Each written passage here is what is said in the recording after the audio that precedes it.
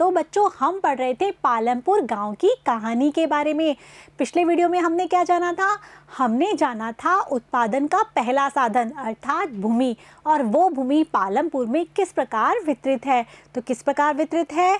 पालमपुर में जो भूमि है वो असमान रूप से वितरित है। कुछ लोगों के पास तो भूमि ही नहीं है, कुछ लोगों के पास भूमि है किंतु वह अपर्याप्त है, और कुछ लोगों के पास बहुत अधिक भूमि है। इस वीडियो में हम जानेंगे उत्पादन का दूसरा साधन अर्थात श्रम के बारे में कि श्रम की व्यवस्था पालमपुर में किस प्रकार है। तो आइए देखते हैं। बच्चों, श्रम उत्पादन का महत्वपूर्ण साधन है, और जैसा कि हमने बताया था कि पालमपुर में जो प्रमुख आर्थिक क्रिया है वो क्या है? कृषि। तो कृषि में श्रम बहुत अधिक लगता है। क्या क्या करने में? कि कृषि में होती है जुताई करने में, इसके अलावा बीज बोने में, इसके अलावा रासायनिक कीटनाशकों का छिड़काव करने में और कटाई करने में। इन सब कार्यकलापों में श्रम की आवश्यकता होती है। जो छोटे किसान हैं अर्थात जो सीमांत किसान हैं वो क्या करते हैं? वो तो अपने परिवार के लोगों के द्वारा ही ये कार्य संपन्न करते हैं, अर्थात उन्हें किसी भी किराए के श्रमिक की आवश्यकता नहीं होती। जबकि जो बड़े और मझोले किसान हैं वो अपनी भूमि पर कृषि करवाने के लिए अर्थात जुताई, बुवाई, कटाई आदि कार्य करवाने के लिए किराए पर श्रमिक लेते हैं। ठीक है बच्चों, तो यही सारी बात यहाँ पर लिखी गई है जिसे कि आपको अपनी कॉपी में नोट करना है कि श्रम की व्यवस्था किस प्रकार से है। श्रम उत्पादन का दूसरा आवश्यक कारक है। खेती में श्रम की आवश्यकता अधिक होती है ना, खेती में श्रम की आवश्यकता। जो छोटे किसान हैं वो स्वयं ही कर लेते हैं अपने परिवार के साथ खेती, जबकि मझोले और बड़े किसान हैं उन्हें किराए के श्रमिकों द्वारा खेती करने की आवश्यकता होती है। अब ये जो बड़े किसान हैं वो किराए पे जो श्रमिक लाते हैं वो कहाँ से आते हैं? तो कहाँ से लाते हैं? ये जो श्रमिक हैं या तो वो होते हैं जिनके पास भूमि ही नहीं है, या ये वो लोग हैं, वो किसान हैं जो कैसे हैं? छोटे किसान हैं जिनके पास 2 हेक्टेयर से कम ज़मीन होती है। समझ में आ रहा है? और इसके बदले में वो उन्हें क्या देते हैं? मजदूरी देते हैं।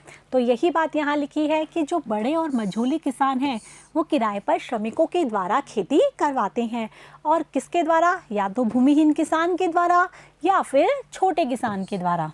ठीक है, इन लोगों को ये किराए पर ले लेते हैं और उसके बदले में इनको क्या देते हैं? मजदूरी देते हैं। और ये मजदूरी ये किस प्रकार देते हैं?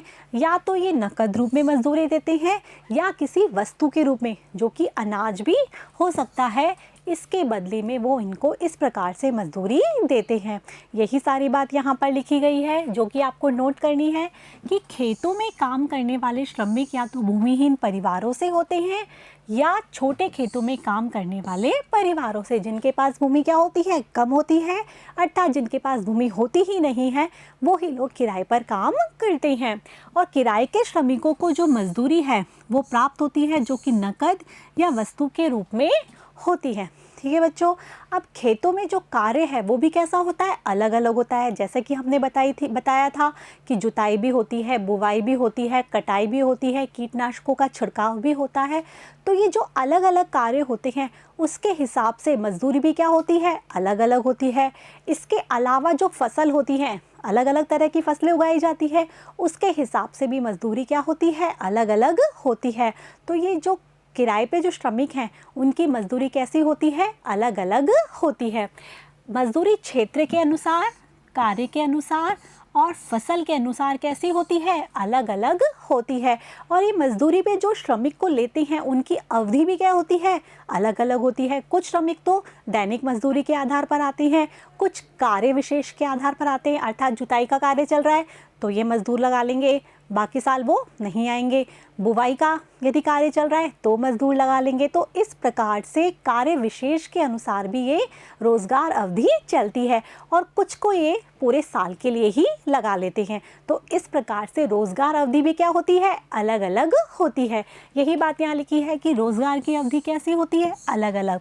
कुछ तो होते हैं दैनिक मजदूरी के आधार पर जो कि रोजाना आते हैं, काम करते हैं और मजदूरी ले जाते हैं, कुछ कार्य विशेष के आधार पर, और कुछ पूरे साल के लिए ये लगाते हैं। तो बच्चों ये क्या था हमारा कि पालमपुर में श्रम किस प्रकार से है? कुछ तो कैसे हैं किराए के श्रमिक और कुछ क्या हैं परिवार के लिए छोटे किसान जो कि अपने खेतों में ही खेती करते हैं। अब हम इसको एक स्टोरी, एक कहानी के द्वारा अच्छे से जान पाएंगे। और ये कहानी किसकी है? डाला की और रामकली की। तो जो डाला है आप देख पा रहे हैं, इसका नाम है डाला और इसका नाम है रामकली, है ना इंटरेस्टिंग। अब इन दोनों की क्या कहानी है?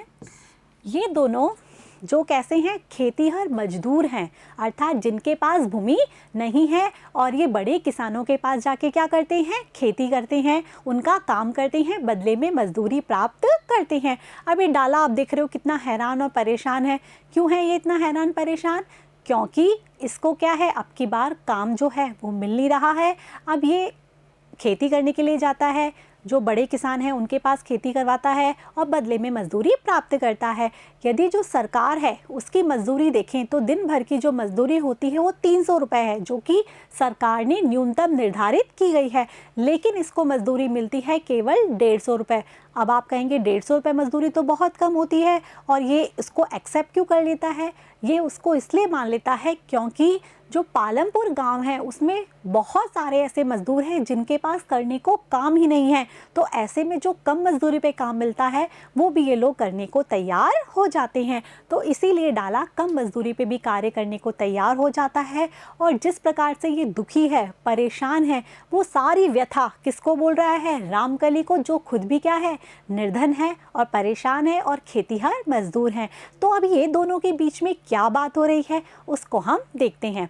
तो डाला क्या कहता है? डाला कहता है कि आजकल काम मिलना बहुत कठिन है, केवल किसान हैं जो बड़े वो ही हमें रखते हैं, वो भी क्या? बहुत कम दिनों के लिए।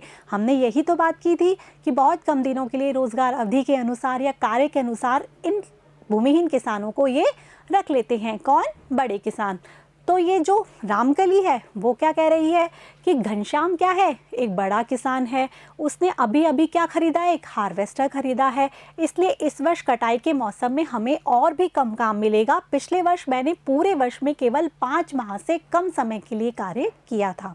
हमने बात की थी ना कि आधुनिक कृषि विधियों में विभिन्न प्रकार के यंत्र, औजार, मशीनों का प्रयोग किया जाता है, तो उसके फलस्वरूप जो रोज़गार है वो क्या हो जाते हैं? कम। बहुत से लोग बेरोज़गार हो जाते हैं। तो यही किसके साथ हुआ है? रामकली के साथ। जो जिसके पास एक काम करती थी उसका नाम था घनश्याम, और उसने क्या खरीद लिया? थ्रेशर खरीद लिया, हार्वेस्टर खरीद लिया। तो उसको मज़दूरों की ज़रूरत तो पड़ेगी नहीं, तो इसीलिए उसने केवल उसको 5 माह के लिए काम पर रखा। बाकी के 7 महीने इसके पास कोई काम नहीं था, कोई मजदूरी नहीं थी, जिससे इसकी हालत और भी ख़राब हो गई। अब डाला क्या कहता है कि हमारे पास जुताई के लिए ट्रैक्टर, कटाई के लिए हार्वेस्टर, गहराई के लिए थ्रेशर है, मतलब जिसके पास ये काम करता है उसके पास सारे मशीनरी है। यहाँ तक कि खरपतवार को साफ करने के लिए किसान खरपतवार नाशकों को भी क्या करते हैं? छिड़कते हैं। मतलब जो किसान हैं वो सभी के लिए उन्होंने आधुनिक कृषि विधि अपना रखी है, इसीलिए उनको मजदूरों की ज़रूरत बहुत कम होती है। तो अब रामकली क्या कहती है कि इस वर्ष तो मुझे क्या करना पड़ेगा? काम तो मिल नहीं रहा, तो रायगंज में ईंट भट्टे पर काम की तलाश करनी पड़ेगी कि मेरे पास अब काम नहीं है करने को, मुझे बड़े किसान रखते नहीं है, तो मुझे क्या करना पड़ेगा? ईंट भट्टी में जाकर काम करना पड़ेगा, जो कि कहाँ पर है? रायगंज में। तो डाला क्या कहता है कि मुझे स्थानीय साहूकार को कितने रुपए देने हैं? 2000 रुपये देने हैं, क्योंकि मैंने पिछली गर्मियों से उन क्या लिए थे? 1000 रुपये लिए। अब आप देख पा रहे हैं यहाँ पर कि उसने पिछली गर्मी में 1000 रुपये लिए थे और 1 साल में ही उसके बढ़कर कितने हो गए? 2000। अर्थात ब्याज दर कैसी है? ऊंची। इस चीज़ के बारे में हम अगले वीडियो में जानेंगे कि जब खेतों में काम नहीं था तो मैं इसे कैसे चुकता कर पाऊंगा। मेरे पास तो 2 वक्त के भोजन के लिए भी मैं बहुत कठिनाई से कमा पाता हूँ। देख रहे हैं वो किस तरीके से परेशान है। उसके ऊपर क्या है? कर्ज भी चढ़ा हुआ है साहूकार का, क्योंकि उसने साहूकार से अपने खाने पीने के लिए, अपने और अधिक काम के लिए 2000 रुपये, 1000 रुपये उधार लिए थे, जो कि अब बढ़कर कितने हो गए हैं? 2000 रुपये। तो डाला क्या कह रही है कि मेरी स्थिति भी ज़्यादा अच्छी नहीं है।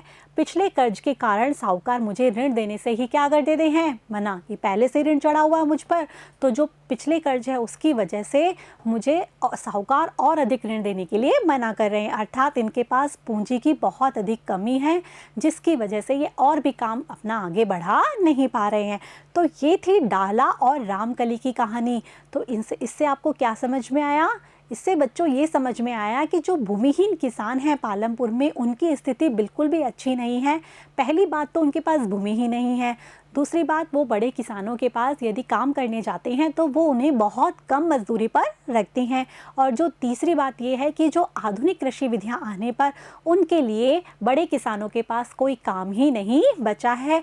तो इसलिए उनके पास 2 वक्त का खाना खाने के लिए भी क्या नहीं है, पूंजी नहीं है, धन नहीं है। तो ये थी डाला और रामकली की कहानी। तो आज हमने क्या जाना कि श्रम की व्यवस्था पालमपुर में किस प्रकार है। जो छोटे किसान होते हैं वो तो स्वयं अपने परिवारों के साथ ही क्या कर लेते हैं, खेती कर लेते हैं। जो बड़े किसान होते हैं वो भूमिहीन किसान और छोटे किसानों को किराए पर रखकर क्या करवाते हैं, खेती करवाते हैं, और उसके बदले में जो मजदूरी देते हैं वो या तो धन के रूप में देते हैं या वस्तु या अनाज के रूप में देते हैं। और इस मजदूरी में भी यदि हम देखें तो छोटे किसान और भूमिहीन किसान हैं उनको पूरे वर्ष काम भी नहीं मिल पाता। अर्थात जो छोटे किसान और भूमिहीन किसान की स्थिति पालमपुर में बिल्कुल भी अच्छी नहीं है। जो संपन्न है वो कौन है, धनी किसान अर्थात बड़े किसान और मझोले किसान। तो ये था बच्चों श्रम की व्यवस्था के बारे में पालमपुर में।